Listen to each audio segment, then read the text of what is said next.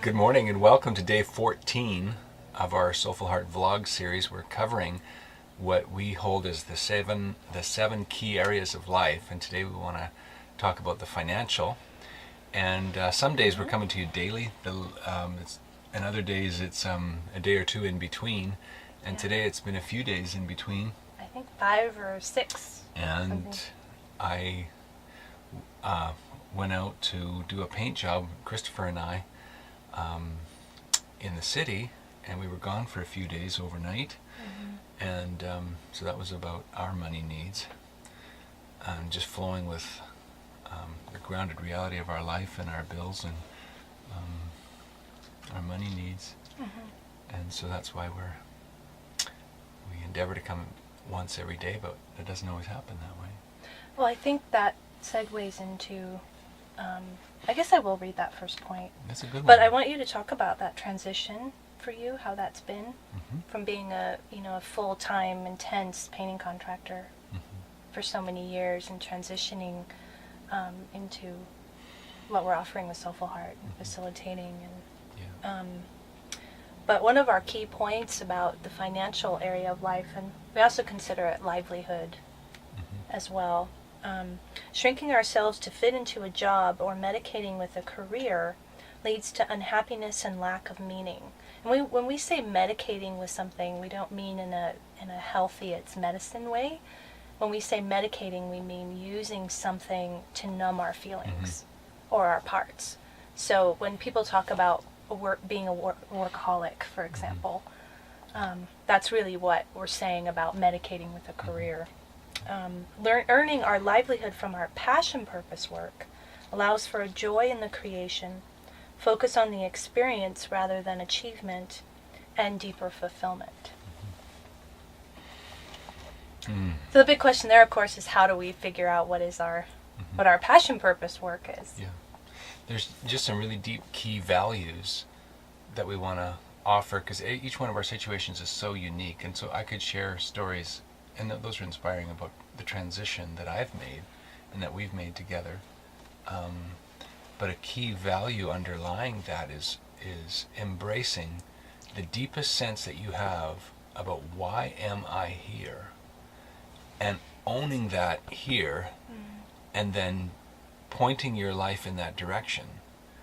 There's something you absolutely can do right now to embrace that, even though it feels like you're so wedged in a reality. My job, I just barely make ends meet. This doesn't work, that doesn't work, this is the only way. I have a mortgage, I have children.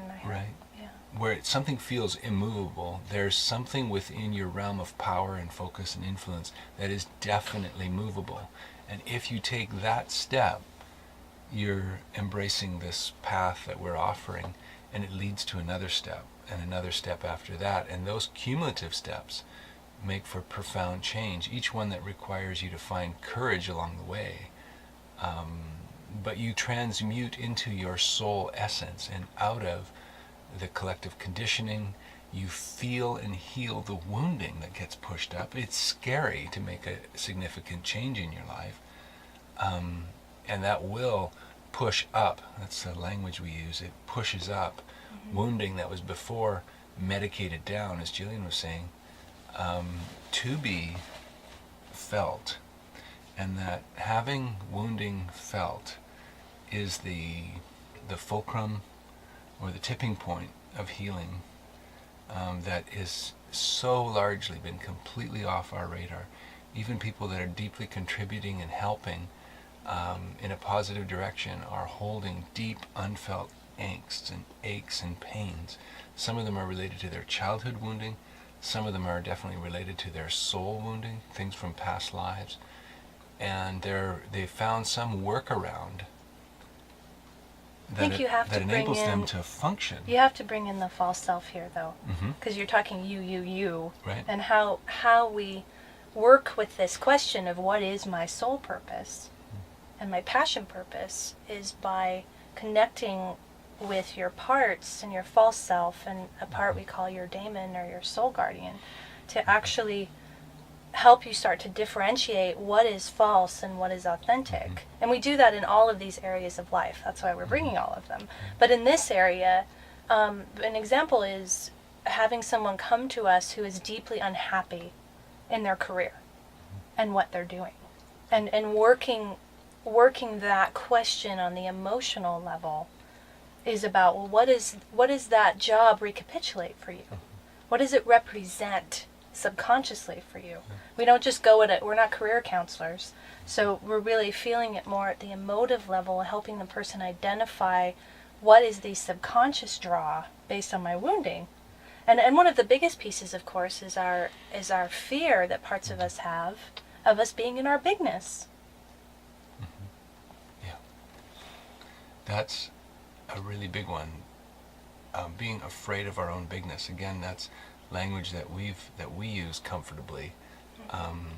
But at root, we've found that when you feel what's actually the bigger pain is not I don't have enough love in my life. It's the inability to let in love that is surrounding you. It's not that I don't have a purpose or a calling. It's the utter fear of embracing that purpose and calling. Yeah. But as you were saying, to get to feel the textures of the false self as distinct and separate from your authentic self, and it's you, your authentic self, that's forming a relationship, a space between you and your false self, that conditioned self that's served you lovingly and caringly and as best as it could for as long as it has, that short of that, you're not really offered true transmutation. You're trying to bring some good in the world, maybe. You're trying to survive. You're trying to make your way. But you don't get to truly transmute, which is different than just transforming. Transforming is the outward form. Transmutation is something that really mutates from here, that manifests a different form externally. I wanted you, that kind of covers in this sped up way livelihood. But I wanted you to talk about, you did a series with Yeshua about ending money madness, and what you talk about, just even on a metaphysical level about money, is amazing, I think. And I just wanted you to talk about what is the nature of money. Sure.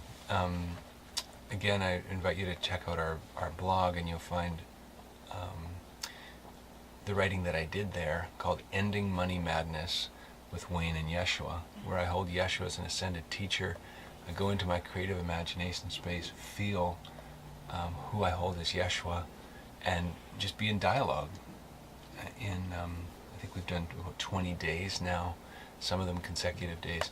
And each day just letting a feeling space arise and a conversation arise, the kind that you would have that you may have had a really rare conversation with someone that just felt so enlivening that the back and forth was like a really exciting game of ping pong. And it's the difference between playing ping pong by yourself and with somebody that's at where you're at around it, and it just opens up.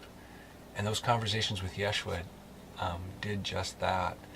And the impression that I'm having in the moment of recalling our conversation is that Yeshua would impress, the conversation would open out, and Yeshua would impress upon me something so foundational about our currency.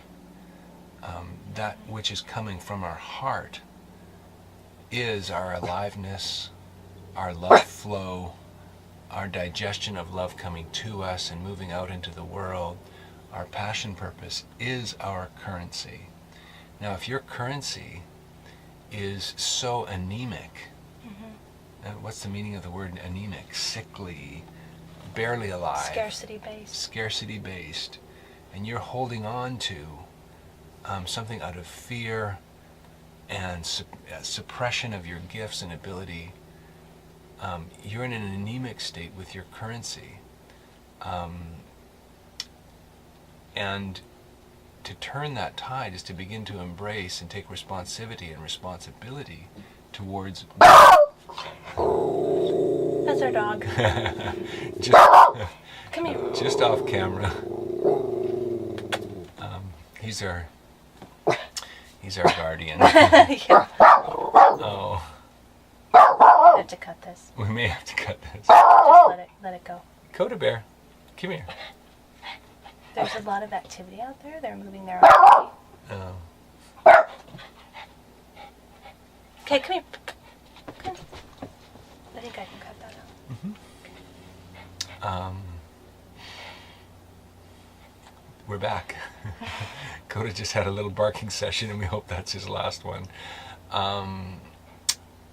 But healing our currency is about coming into resonance with our heart and our soul purpose for why we are in the world. One of the things Yeshua said to me was, why would you think that life would give you its best when you are giving something less than your best as an offering in exchange? And it was like, we think we're entitled to having our needs met.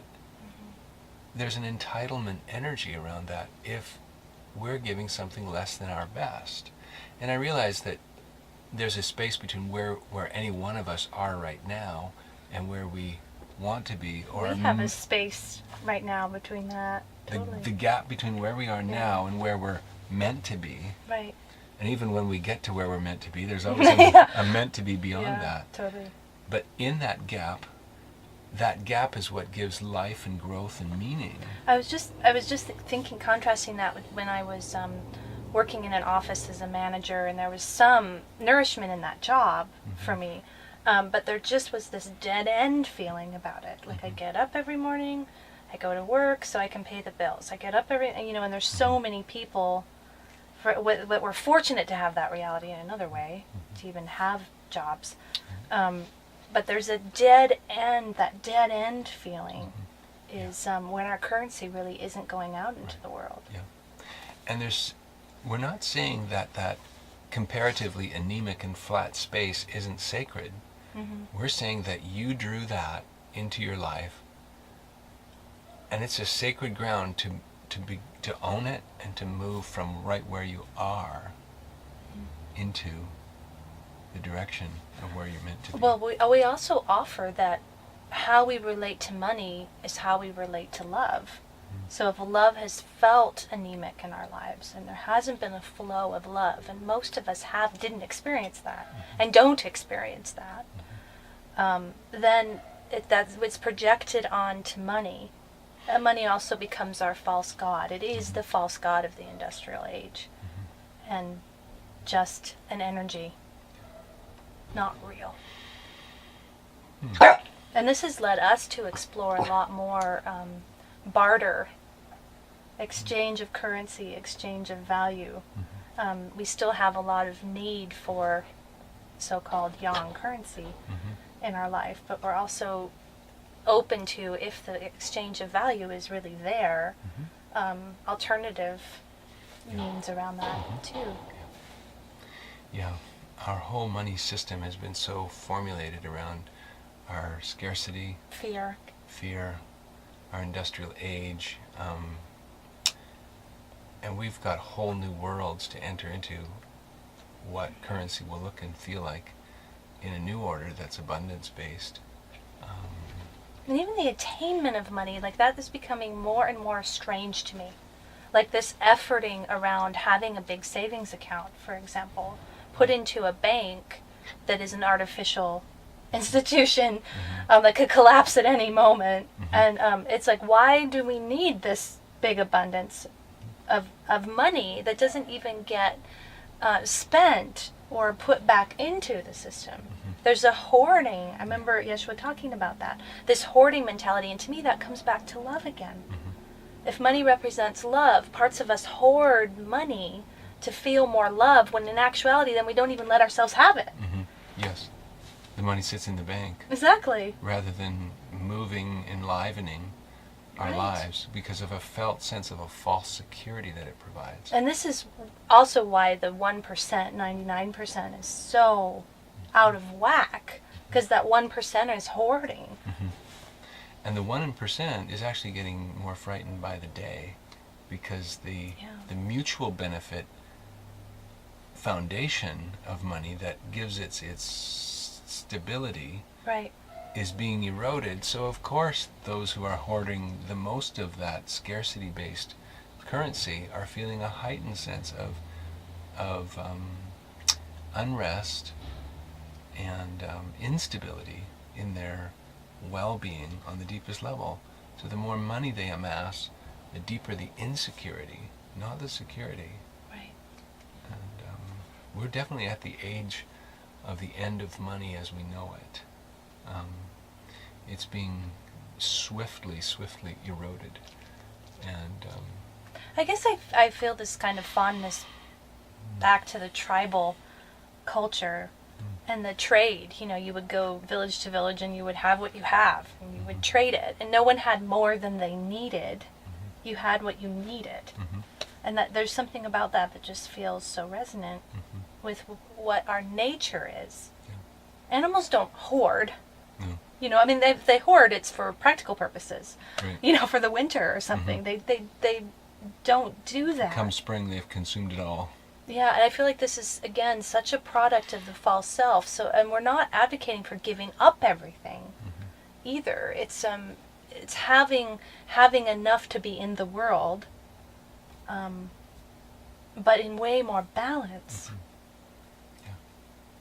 And where the priority is not, I feel that if your priority is to make and hoard money, there is an inherent unhappiness in that you will never feel real joy and real love. That the false self gets so attached into that system that it can't actually let in love or out love. So I'm feeling, as you're speaking about that, I'm feeling that I feel that there's such a strong economic collapse that got sidestepped in 2008 in the meltdown, the problems of which have just been increased, and we're about to enter a place of a rapid collapse of the economic system. And in the relative stability in the moment, like our money still spends, there's still groceries at the grocery store, and there's still water coming out of our taps. So it's hard to relate to this idea of collapse there's nothing so urgent right in our lives, at least in our neck of the woods, in our particular personal situation. That's certainly not true over great swaths of the world, where they're in complete collapse and meltdown already. Yeah. And if one suffers, we all suffer. So feel that we are in collapse. Just you may not personally be in collapse. Well, there's places in the world where it never took, really. And the industrial age and the money didn't really form something. So what's collapsing is something that was barely held up anyway, in another way. But in the Western culture, we're so entrenched. And so what I was feeling with that is that there's like this opportunity to choose a step-by-step deconstruction of a false self structure that's in the world, that's mirrored in your own heart, and how you relate with money. That the divine and life will very synchronistically move with the flow of your choices and your heart and your healing in this amazing way that you just can't make this stuff up. And it's life providing for you, is what it feels like. The power of your choice is so profound, but short of your choice, it feels like we're all heading for, collectively, some very stark not just hiccups, meltdowns of the structures that we've known and trusted in. And the financial economic collapse is definitely one of them that runs alongside of environmental collapse. And but the economic which collapse, we'll talk about tomorrow. So life is going to bring you this, whether you choose it or not. False structures will be eroded. I can say to someone to start to divest from the false structures. Just start doing some research about global economic systems and what's happening to them. And I think you won't feel so safe to invest in the stock market, or even having a savings account becomes questionable. It doesn't take much. There's so many amazing documentaries and information. There's a lot of information. It's how does your false self process that information? Is it ready for you to let it in? And the biggest question I would have is, what does money represent to you? And we're really asking that to the false version of you. Because if it has a huge dominance in your life and a lot of your energy is going toward it, it's not going toward healing. It's not going toward love. It's not going toward having the life that you really want. So this area is really key. And to that degree, you don't own your life and you're not in freedom. You're in slavery to a false system. And that whole reality in your life has deep pains associated with it, and you can feel what they are. They're the unreachable, persistent, perennial pains that just, that part of you has said, this is just life. It doesn't get any better anywhere I look. Yeah. And we're saying that's true to this part of you. And if you could rise up and get to know this part of you, that is the huge... Can begin to separate from Yeah. And that, frankly, I don't know where that's offered anywhere else in a profound way that we've discovered. And that's our claim in SoulFullHeart, is that we're offering a way to embrace healing on a level that's not therapeutic, it's not medicative, it's not fix it. Not coping. It's not coping. It's not finding greater efficiency. And it's about going into the pains that haven't been felt in your life. When I feel how many people are consciously unhappy at their jobs, it's such a waste of energy. Just feel really heavy about it. And I was there. My false self put me in that position for a long time. And we're saying that the deepest contribution to the world and to yourself and to life around you, deepest contribution to others is embracing what's happening right here inside of you. The profound effect when one person embraces their deepest soul purpose, their healing, that affects, because we are all one, it affects the all. It's a ripple in the ocean. Yeah, it's a very profound ripple in the ocean, that the interconnectedness of which affects everyone. So this isn't about starting with writing a letter to your member of parliament or your congressman. It's about writing a letter to the part of you that you've lived with but haven't gotten to know, to affect the most profound change that you've never known or seen or even tasted of before. That's a bold claim, but I think I need to state it as without shrinking or exaggeration. Wow.